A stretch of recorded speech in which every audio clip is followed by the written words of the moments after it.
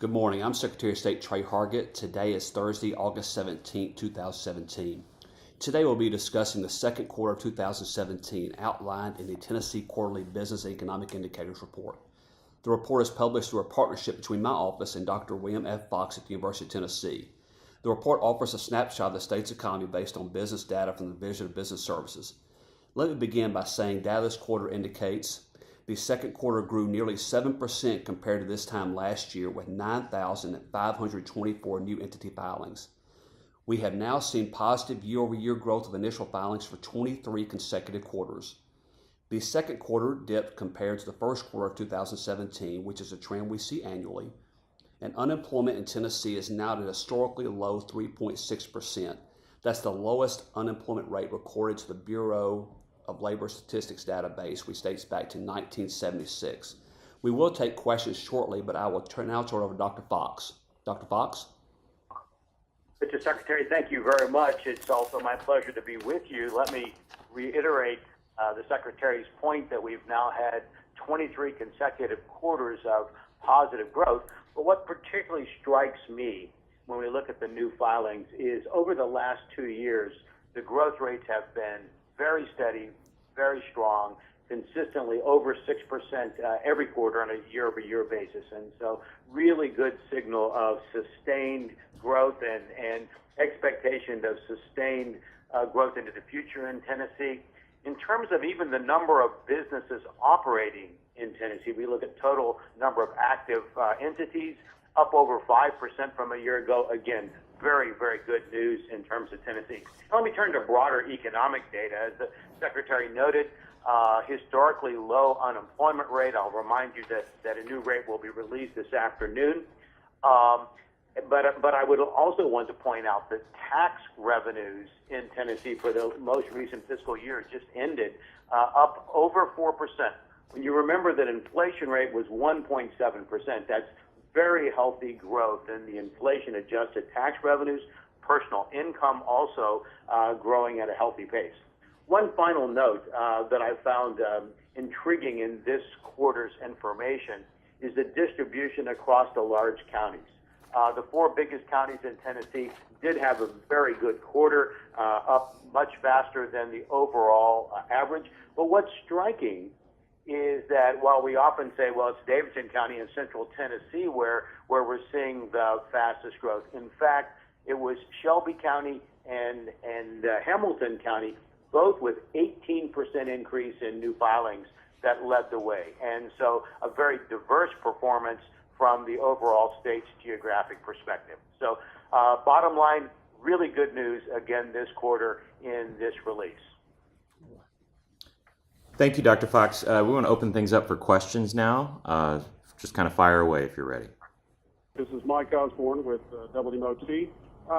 Dr. Fox, I'm curious, there's been a lot of discussion as to kind of the health of the job markets. A lot of folks saying that a significant number of Americans are underemployed, even among those that are employed. I'm curious if you have any statistics that would speak to that, any current numbers. Well, I don't have some numbers to give you at my thumbnail, but what I can tell you is that certainly a couple of factors. First of all, we're seeing that the labor force participation rate over the last really 15 years, people think of this as a very recent phenomenon, but for males in the workforce, this reduction in the labor force participation rate began about 2001. For females, a little more recently, but still, it did fall through much of the last 15 years.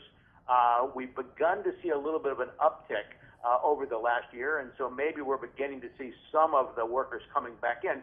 But what also gets lost in that is that if a person chooses to retire, let's say at age 63, they're still regarded as a part of the working age population, though they feel like they've lived their whole career. Maybe half of that decline in labor force participation is due to retirements of baby boomers, and so it's not as much underemployment as some think.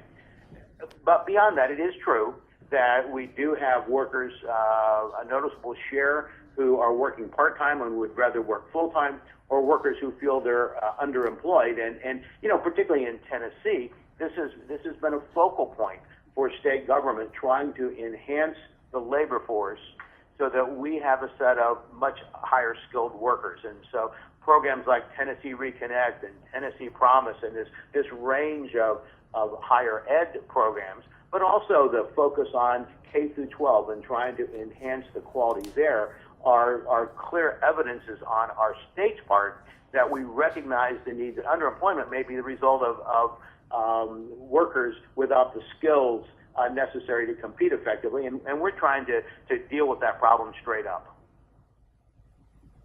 Yeah, Dr. Fox, another question, shifting gears again, just a little bit, going back to the numbers you're sharing today. I'm just curious if that can in any way be compared to national statistics.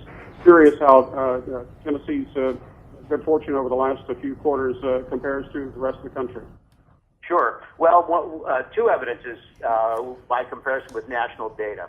First of all, the non-agricultural job series. This is what's called the business survey, the one that we pay the most attention to. The year-over-year growth rate in Tennessee is 2%. The national average, 1.5. A second indicator is the unemployment rate itself. Our rate, as the Secretary noted, 3.6%. The national rate, 4.3%. And so looking at those two measures of the labor market, we are clearly outpacing the nation in terms of growth. And the good news part of that is we've seen that through much of the state, and we've seen it across a pretty wide range of industries. The fastest growing industry in the most recent data being construction. And so I think by any kind of measure, Tennessee continues to exceed the nation in terms of economic growth. And I'll just note, while I don't have exact details on the tax revenues, I do talk with people around the country and interact with a lot of other people, other states on their tax situation. And our sales tax is one of the leaders in the nation as an indicator of our economic growth. So all of the different measures saying Tennessee is doing really well. Thank you, Dr. Fox. Are there any other questions this morning? No, that's all, and thanks. Okay, perfect. Well, again, we will post this audio online, and thank you for joining our call this morning.